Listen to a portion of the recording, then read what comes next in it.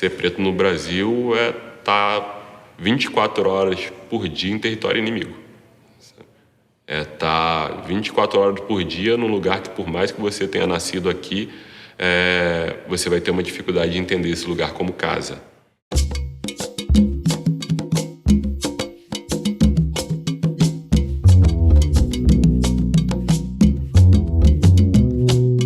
Eu sou o Thiago Elninho, eu sou um educador que tem a música como difusão de trabalho e a produção como captação de recursos.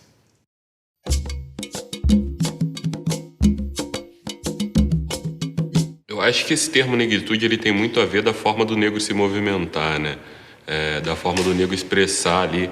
Eu não gosto tanto de usar o termo negro, eu prefiro utilizar o termo preto, mas se for pensar na ressignificação de algumas coisas, talvez seja a forma do preto reinventar a tua vida.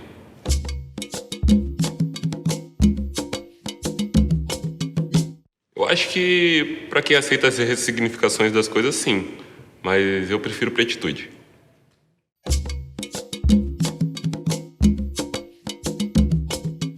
Eu costumo dizer que eu sou motivado pelos encontros. Eu estou aqui para encontrar novas coisas e torcer para que essas coisas sejam boas, para que eu possa compartilhar elas através do meu trabalho, através da vivência mesmo, a cada contato que eu tenho com cada um. Me disponibilizo o tempo todo, a minha vida dedicada a compartilhar as coisas que me afetaram de forma positiva com o meu povo. E vieram esses entendimentos vieram através dos encontros, principalmente através da cultura hip-hop. Para mim, me entender profundamente como preto foi completamente a música, completamente o rap.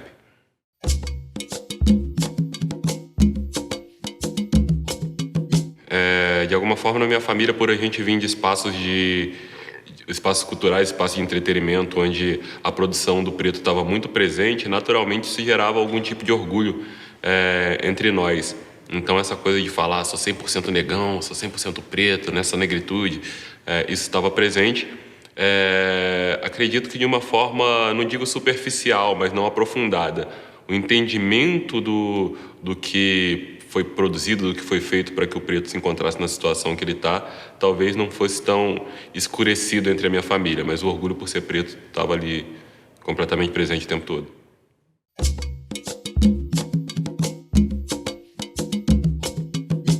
É muita gente. Vai de Marcos Garvey, passando por Malcolm X, passando pelo Fela Kuti, passando pelo tiozinho que fica ali no centro da minha cidade. Ali eu sou de Volta Redonda, varrendo ali o Jardim dos Inocentes, que todo dia, quando você passa por ele e fala bom dia, ele te dá um sorrisão que traz uma energia que só um homem preto pode trazer, só uma mulher preta pode trazer. Então tem referências que vão desde essas figuras icônicas mundiais até pessoas que estão no meu convívio mesmo. A minha avó, essas pessoas todas me inspiram, cada um do seu jeitinho ali.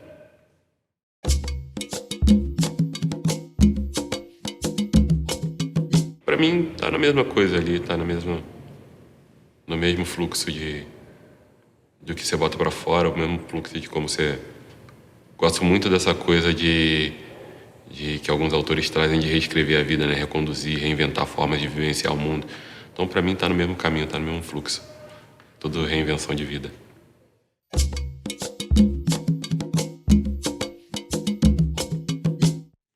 Eu acredito que todo mundo tem que ser livre.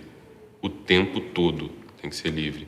Quando a gente vem com uma identidade negra, uma identidade preta ou qualquer coisa que venha como uma regra, uma cartilha, isso para mim deixa de servir um pouco, sabe? A mesma coisa quando você dizer que alguma quantidade de pretos ali de determinado lugar tem que fazer alguma coisa, tem que ser de tal religião, tem que ir a tal espaço. Eu cresci num lugar, quando eu falava que eu não era flamenguista, as pessoas me zoavam, falavam, como assim você não é flamenguista? Como assim você não sabe sambar? Como assim você não é da macumba? Sabe? A gente tem ali um kit do que uma definição de preto, da identidade do preto.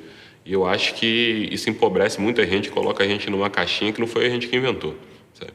É uma caixinha bem racista, inclusive. Eu acho que você tem que ter a liberdade de entender o seu espaço, ver o que te faz bem ali, mesmo que algumas coisas venham de outros povos ali, você mixar ali e ter a sua própria identidade particular. O seu particular, no final das contas, vai fortalecer muito mais o coletivo do que a gente ficar todo mundo igual, todo mundo bem normativo, assim. Não vejo grande riqueza nisso, não.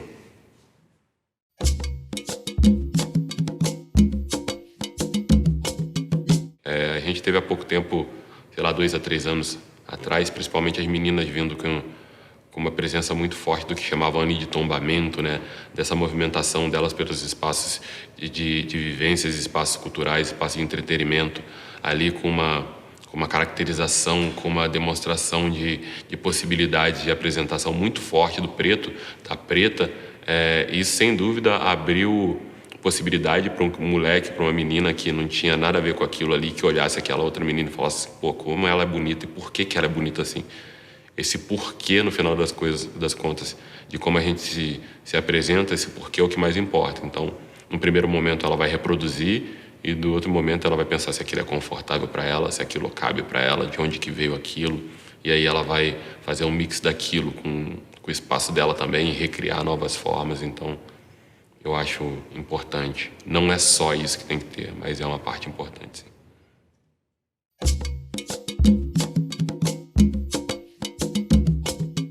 Eu acho que talvez a minha geração tenha sido o resultado da batalha das gerações anteriores, da gente ter um pouco mais de acesso.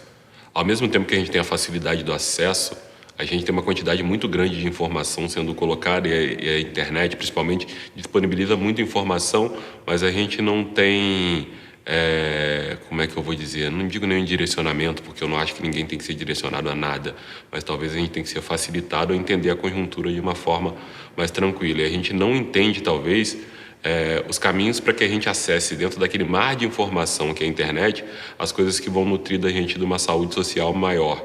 Então a gente tem esse ponto da facilidade de alcançar as coisas, da facilidade de se entender como preto, mas a gente também tem um monte de distrações colocadas.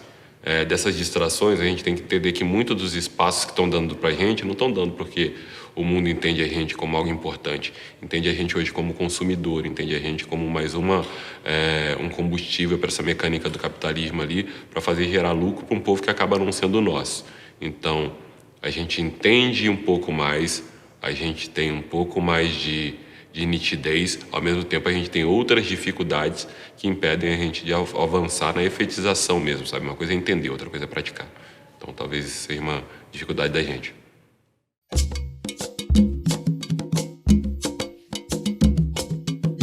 Eu sou muito inspirado pelos Panteras Pretas, bastante inspirados por eles.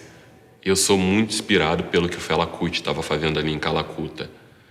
O hip hop em si me influencia muito, mas talvez o afrobeat, como se deu ali Fela conduzindo a forma de comunicar ao povo dele, as formas que ele tinha, as formas que ele lia, as formas que ele entendia do que estava acontecendo, aquilo ali me inspira muito. E quando a gente fala em movimento social, eu entendo o candomblé também como movimento social. Eu acho que talvez o candomblé dentro do país seja o maior deles. Então, pensando dessa forma, me inspira completamente, o tempo todo.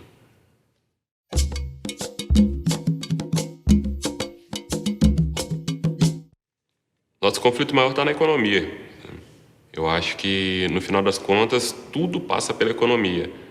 Enquanto a gente não tiver uma possibilidade de gerar renda e essa renda gerada circular por um período maior de tempo na mão dos próprios pretos, eles entenderem isso, a gente entender isso, que a gente tem que fazer nosso dinheiro e gastar entre si, se fortalecer ali, manter esse dinheiro dentro dos nossos espaços, a gente, no final das contas, o máximo que a gente vai estar sendo quando um de nós se destaca, totem de uma estrutura geral que, no final das contas, não beneficia a gente.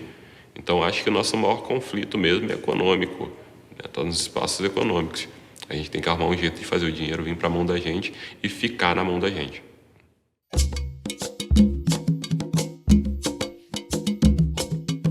Preto gosto mais. A gente toda hora tem uma definição ali de onde vem a palavra negro, não sei o quê, mas no final das contas eu vou trazer uma coisa que não vai tanto nesse campo teórico, no campo ali de racionalizar muito isso. Só um preto vai entender dentro de casa o que é olhar o pai dele chegando e falando para a mãe dele: bom dia, minha preta. Boa noite, minha preta. Quando a gente se chama de preto, tem uma energia completamente diferente de chegar e falar: fala, meu negro. Fala, minha negra. Sabe? Traz outra coisa. E aí isso tem toda a teoria também, mas culturalmente também acho que a gente conseguiu transformar essa palavra numa coisa que traz afeto, traz um chamego, traz um dengo diferente.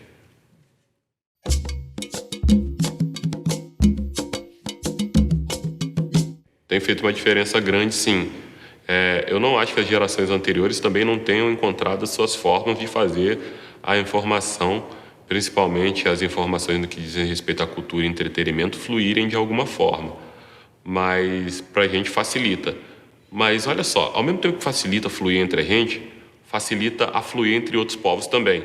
E aí a gente encontra outros perigos, a gente encontra outras dificuldades, que quando a coisa flui demais, sem estar completamente na mão da gente, a gente vai facilitar muito para que outros povos peguem aquilo ali, pinte de branco e se capitalizem daquilo. Então flui a informação, mas vaza muita informação também. A gente vem encontrando novos espaços para fazer as coisas fluírem de novo. E em cada lugar você vai encontrar um jeitinho de fazer isso fluir, né? Cada lugar está inventando sua tecnologia de comunicar o que acredita. Então, eu acho que quando a gente resume também a internet, a gente resume a algo que não está tão no controle da gente. A gente volta novamente a ter, por exemplo, acontecendo, eu não sei falar nos outros lugares do país, mas a gente tem os fenômenos no Rio de Janeiro, por exemplo, das rodas de rima. Eu acho que no Sudeste todas as batalhas de MCs. E são espaços onde a gente consegue fazer essas narrativas flutuarem e serem transmitidas de uma forma muito particular. E são espaços genuínos de cultura hip hop. Então, não deixa de ser... Eu acredito que por mais que tenha espaços que vão sofrer essas apropriações também, não deixa de ser ali um lugar onde as coisas estão sendo transmitidas através da ótica e da forma do preto falar as coisas. E isso vai gerando uma sensibilidade diferente, vai gerando uma forma diferente de entendimento também.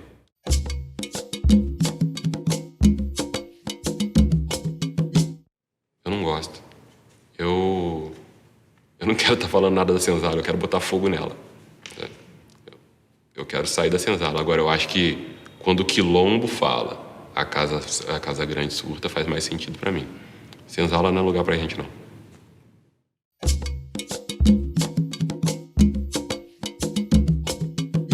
Você vai ter 24 horas uma necessidade de estar alerta, porque qualquer momento você pode se deparar com o Estado e fica muito difícil você ter qualquer momento aqui onde o Estado não está presente, e em qualquer momento que o Estado esteja presente, você está na presença do inimigo, porque é ele que vai bancar, no final das contas, um SUS que não te atende de uma forma adequada, saca? Que vai fazer, no final das contas, você morrer de uma forma mais rápida, uma educação não adequada, que vai fazer você não ter um cuidado consigo mesmo, que vai fazer você não ter um cuidado com o próximo, que vai te colocar num local psicológico inferior. Você vai ter o tempo todo a polícia, quando não quer te matar, te colocar numa cadeia que vai tirar completamente a tua dignidade. Ser preto aqui é estar em território inimigo o tempo todo.